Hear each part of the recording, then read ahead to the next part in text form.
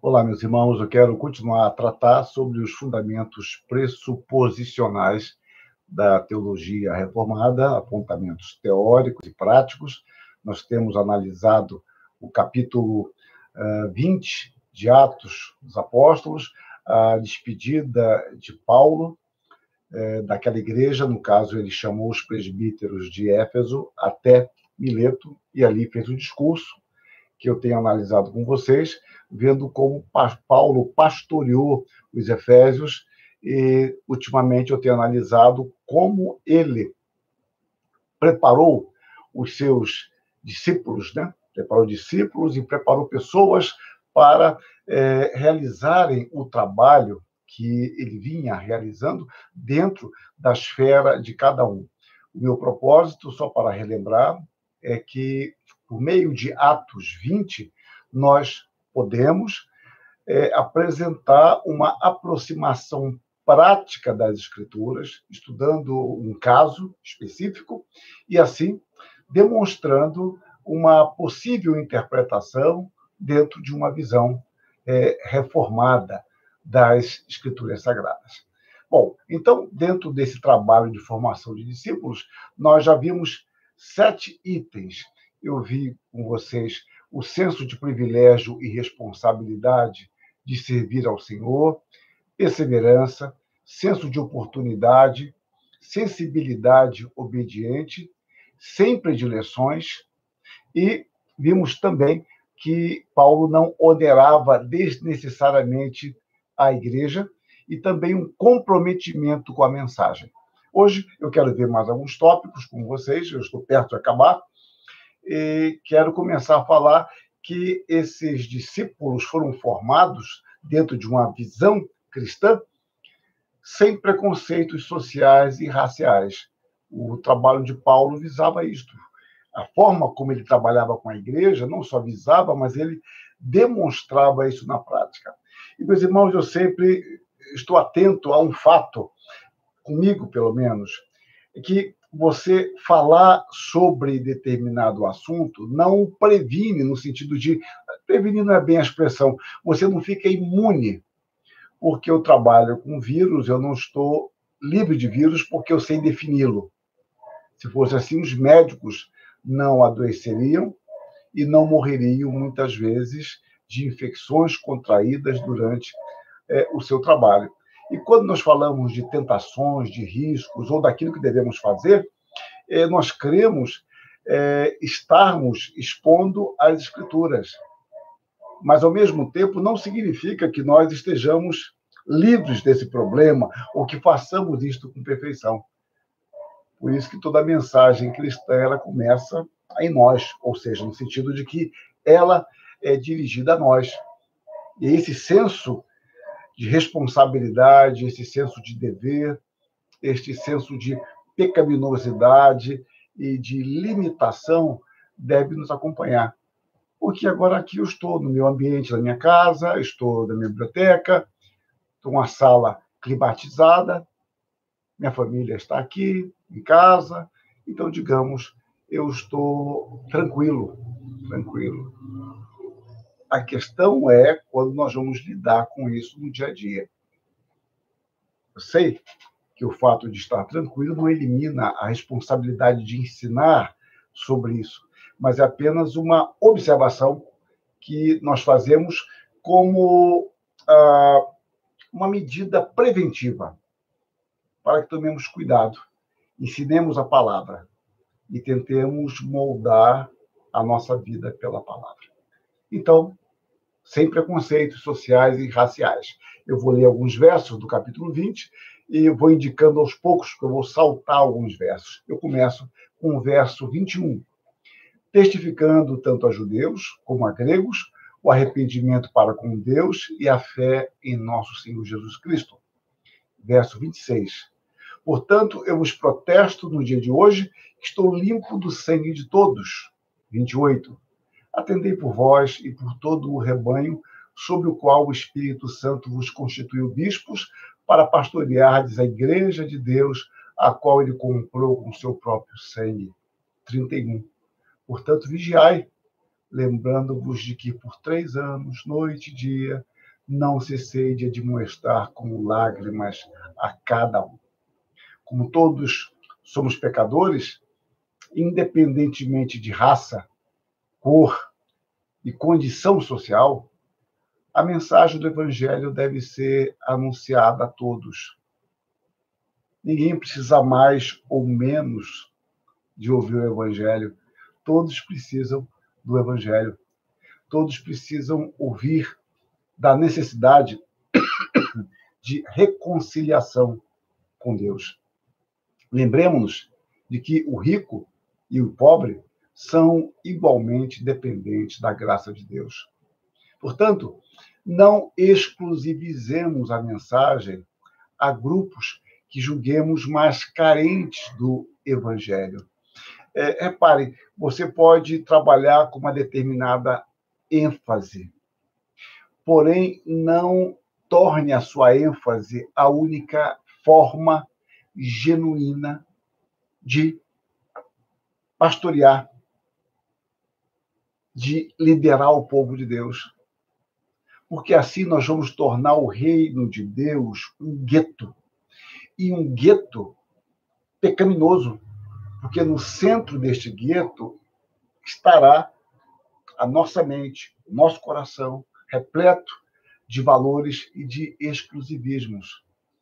Então, eu admito que há pessoas que trabalham com grupos mais específicos, e isso tem se desenvolvido mais dentro dessa complexidade social, pessoas que trabalham com imigrantes, pessoas que trabalham com prostitutas, pessoas que trabalham com drogados, pessoas que trabalham mais especificamente em hospitais, outros trabalham mais em presídios. Esses trabalhos são lícitos, são válidos, mas não nos esqueçamos que o Evangelho é para todos. Todos precisam de reconciliação. E quando nós exclusivizamos o nosso trabalho, nós estamos dizendo que somente nós fazemos a obra de Deus. Alguns trabalham no pastorado local, outros trabalham em missões, alguns trabalham em várias igrejas, em vários pontos de pregação, outros trabalham numa grande igreja, com o seu ministério mais fixo ali e com pastores auxiliares. Todos esses trabalhos, meus irmãos, visam glorificar a Deus. E não é o trabalho que vai glorificar a Deus, mas como você desenvolve o seu trabalho e a sua vocação. Então, todos precisam do Evangelho. Você se sente chamado para trabalhar com esse grupo? Muito bem, trabalhe, Deus o abençoe aí. Mas você é tão servo como o outro que trabalha com outro grupo social, com outras pessoas, ou aquele que não trabalha com grupos sociais específicos, mas pastoreia o rebanho que Deus colocou sob o seu cuidado. Então, não exclusivizemos a mensagem. Se há uma coisa na qual não há distinção entre as classes, é o pecado. Todos pecaram. Portanto, a mensagem de arrependimento e fé provinda do Evangelho deve ser proclamada a todas as pessoas, sem exceção. O apóstolo testemunhou a todos, judeus, gentios, em vários lugares, em várias oportunidades, e a mensagem era para judeus e gregos, arrependimento para com Deus e a fé em nosso Senhor Jesus Cristo. Paulo estava com a consciência tranquila. Ele diz que estou limpo do sangue de todos, porque ele fez o seu trabalho dentro da esfera que lhe foi possível fazer. E agora ele prepara esses presbíteros para continuar esse trabalho. Então, os nossos conceitos habituais de grandeza e miséria, sucesso e fracasso, em geral, são bastante diferentes do conceito absoluto de Deus, do que significa isso. É preciso que tenhamos bastante cautela com os nossos juízos, formados, muitas e muitas vezes, sem que percebamos, a revelia das Escrituras. Então, o trabalho é sem preconceitos sociais e raciais. Preconceito não é apenas com o pobre, o preconceito pode ser com o rico. Nós, às vezes, nos esquecemos disso. Mas há um outro aspecto na preparação de Paulo dos discípulos, era o senso de prioridade. Mesmo tendo diante de si múltiplas tarefas, inúmeras necessidades, aspirações e, naturalmente, limitações próprias, o apóstolo sabia cultivar o senso de prioridade. Eu vou ler agora do verso 22 ao verso 24. E agora, constrangido em meu espírito, vou para Jerusalém, não sabendo o que ali me acontecerá, senão que o Espírito Santo, de cidade em cidade, me assegura que me esperam cadeias e tribulações.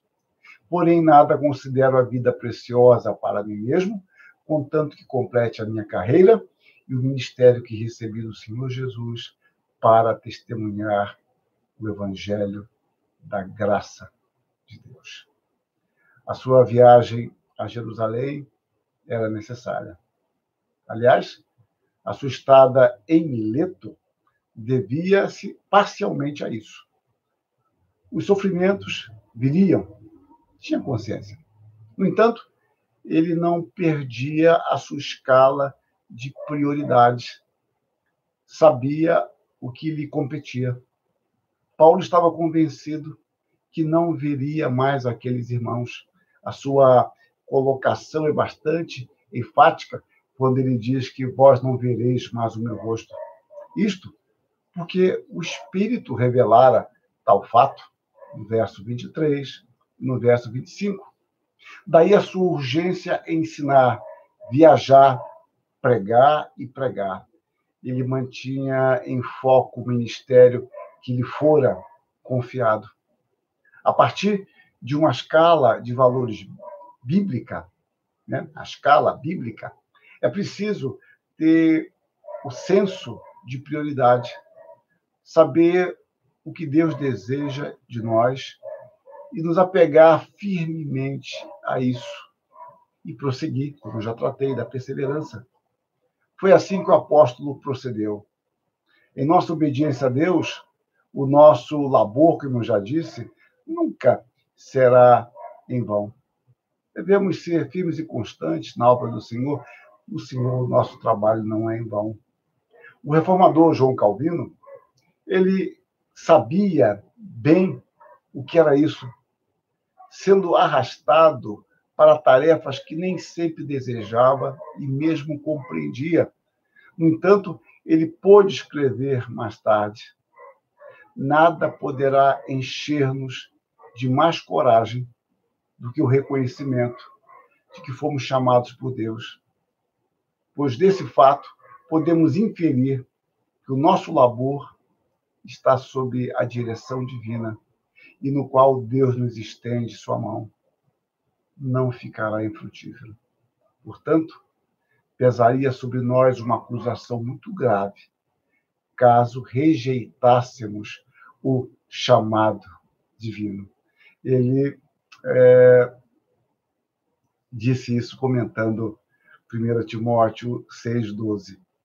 E o caso de Calvino é muito representativo, porque nós temos que nos lembrar que toda a sua obra ela não foi produzida num clima de sossego e paz, uma torre de marfim, mas em meio a inúmeros problemas administrativos, domésticos, financeiros e principalmente de saúde. Calvino tinha uma saúde muito débil. Você percebe isso de um modo mais especial nas suas cartas, né? Ele escreve, por exemplo, aos médicos, né, de Montpellier, né? Quando ele escreve cartas também a Farel, ele vai revelando aqui e ali as suas dificuldades, no sentido de que ele agradece um remédio, que a sua situação melhorou ou se agravou.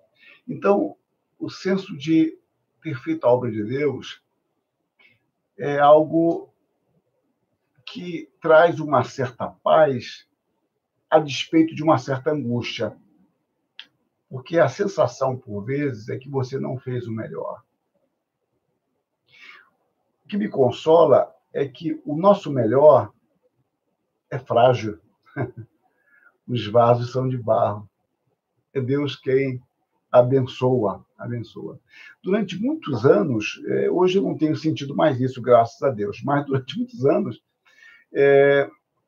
quando um ex-aluno meu se desviava do ministério, e aí tudo bem, ele descobriu que não era vocacionado, e às vezes desviava-se até mesmo da fé cristã, e eu tinha notícias, anos depois, eu confesso que eu sentia uma certa angústia e ficava me perguntando: e será que eu fiz o melhor? Será que eu dei atenção que devia ter dado a ele? Será que eu poderia ter percebido ele com algum problema? E às vezes eu pensava, mas eu não tinha tempo, nessa fase foi mais difícil, etc. O fulano nunca se aproximou de mim, ou eu nunca percebi nada. Ou um dia ele me escreveu, não respondi, um dia nós íamos sair para conversar e não saímos, coisas desse tipo. Nem sempre a gente lembra com detalhes, mas sempre aquela sensação: e se eu tivesse dedicado um pouco mais de tempo? Meus irmãos, isso pode nos acompanhar, mas não é bom nós alimentarmos isto, porque isso vai trazer um sentimento de culpa para o qual nós não temos solução. Então, lembremos, o nosso trabalho é em vasos de barro, ou o trabalho que Deus realiza por meio de nós. Tenhamos o desejo de fazer o melhor, mas o nosso melhor não é nada sem a bênção de Deus. O nosso pouco é muito.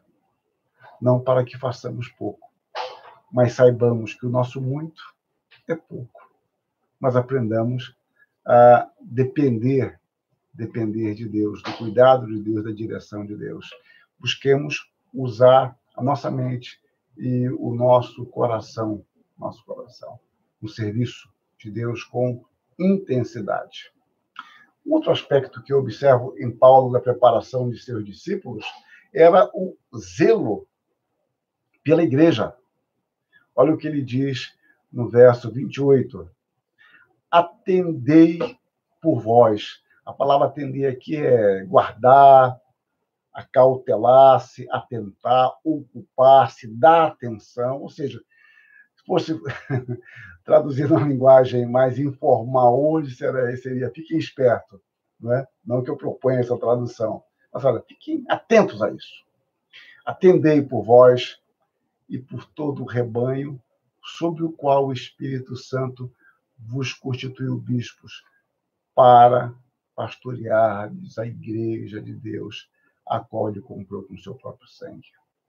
O pastor é alvo especial de Satanás, porque ele tropeçando e caindo, é mais fácil seduzir e dispersar o rebanho. Isso é notório e é uma coisa muito óbvia. Nós lemos Deus mostrando isso por meio de Malaquias, que os nossos equívocos e descaminhos podem ser fatais ao rebanho que nos foi confiado. Nós vimos lá em Malaquias 2:8, mas vós vos tendes desviado do caminho e por vossa instrução, quer dizer, aqui o ensino da lei de Deus, Torá, e por vossa instrução, tendes feito tropeçar a muitos.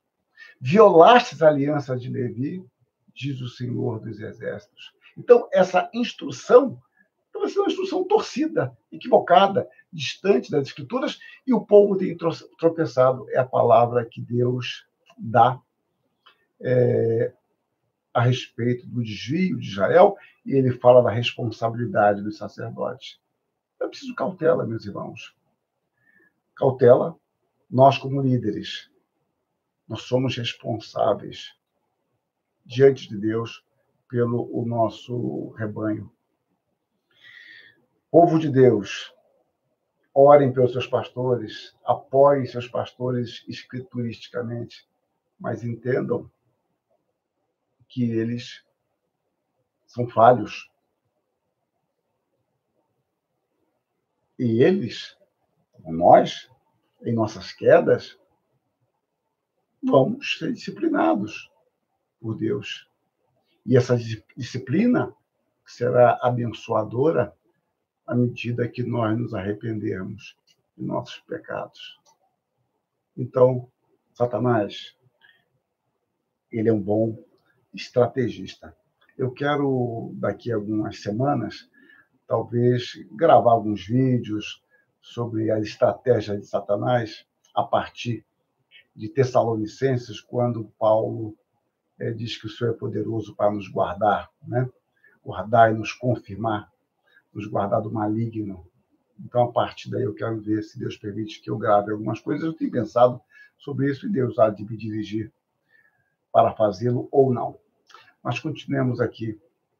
Não é à toa que, alguns anos depois, Paulo recomendaria ao jovem pastor de Éfeso: tem cuidado. É a ideia de preservar, permanecer, olhar atentamente. Ó, tem cuidado. Repare que ele falou aqui: atendei. Agora, tende cuidado. A raiz é a mesma. De ti mesmo e da doutrina, da didascalia, do ensino. Continua nestes deveres, porque fazendo assim salvarás tanto a ti mesmo como aos teus ouvintes. Pode parecer estranho, mas o cuidado com o rebanho começa pelo cuidado conosco mesmo. Ao mesmo tempo, creio está envolvida a questão do estudo, preparo e ensino com simplicidade. Preparo e ensino com simplicidade. Cuida de ti mesmo do ensino. Disposição sincera e submissão a Deus. Essa santa, aplicada disposição era o segredo de Esdras, né? Esta santa e aplicada disposição. Nós lemos no livro de Esdras, no capítulo 7, versos de 8 a 10. Esdras, eu estou aqui intercalando o texto, Esdras chegou a Jerusalém segundo a boa mão do seu Deus sobre ele. Porque Esdras tinha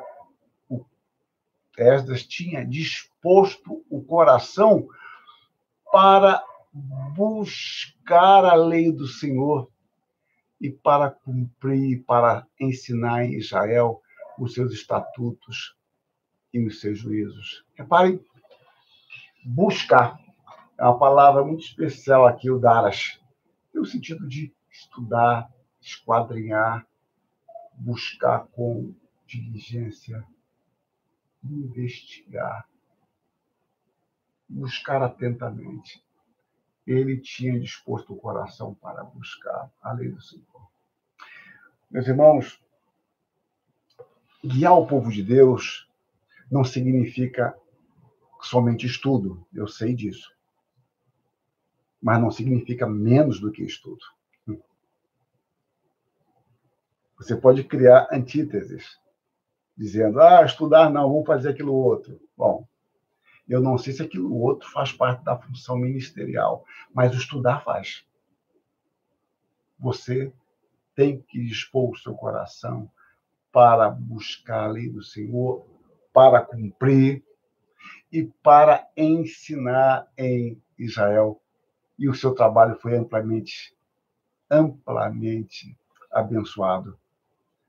Então, quando você está estudando, visando praticar, como está dizendo de Esdras, e ensinar, você está zelando pela igreja, para que não adentre a igreja falsos ensinamentos, visões pragmáticas da vida cristã, que parecem ser magníficas, trazer soluções rápidas, imediatas, atalhos, e eu sempre digo, Deus não é Deus de atalhos, Deus é o Deus do caminho. Jesus Cristo não propõe atalhos, propõe o caminho. E o caminho Nem sempre é um caminho fácil. O caminho proposto por Deus para nós nem sempre é o caminho mais cômodo, mas é o caminho mais seguro em termos de concretude, em termos de totalidade. Deus nos guia, nos ampara, nos ensina, nos corrige, nos disciplina, nos consola, nos soergue pelo caminho dele. Não há contraindicação para obedecer a Deus. As contraindicações da obediência a Deus são as provações que Paulo também enfrentou por parte dos judeus e as provações que Satanás vai prover para nós. Mas é uma contradição, é uma contraindicação externa, não interna, não de nossa obediência a Deus. E quando você obedece a Deus com integridade, você pode descansar em Deus. Para que eu possa preservar a doutrina, eu tenho que estudar esta doutrina. Tem alguns autores que tratam bem desse assunto.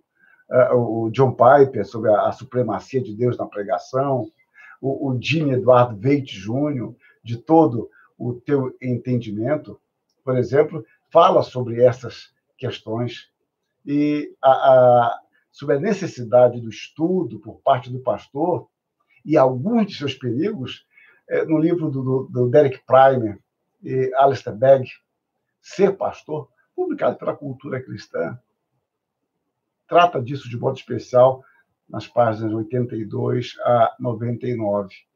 Então, é preciso que nós zelemos pela igreja, começando de nós. Cuida de ti mesmo. Cuidar de mim mesmo significa também cuidar da minha saúde, da minha vida como um todo.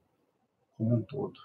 E é preciso, então, que nós direcionemos a nossa vida para melhor servir a Deus dentro da esfera que Deus nos chama e para a qual Deus nos capacita. Há um outro aspecto, pequeno aspecto que eu vou destacar ainda antes de encerrar este vídeo. É a fraternidade cristã, versos 24 e 25.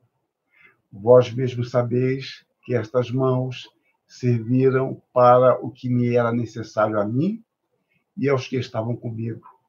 Tenho-vos mostrado em tudo que, trabalhando assim, é mister socorrer os necessitados e recordar as palavras do próprio Senhor Jesus, mais bem-aventurado é dar que receber. Paulo não era simplesmente um pensador abstrato e distante da igreja. E quando eu falo de abstrato, eu insisto muito nisso, eu não estou dizendo que o nosso pensar e o nosso refletir sejam simplesmente de superficialidade. Pelo contrário, eu creio que a praticidade da vida envolve, fundamentalmente, questões transcendentes, que conferem sentido ao nosso pensar e ao nosso agir.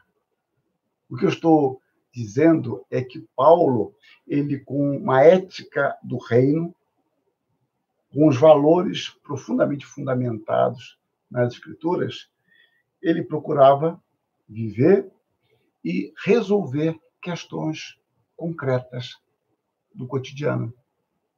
Então, Paulo, ele não trazia maior peso à igreja.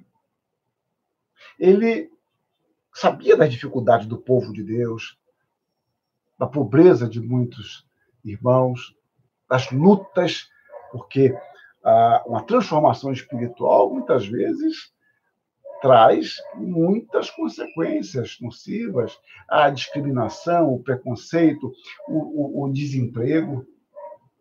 Então, ele sabia observar a sua igreja.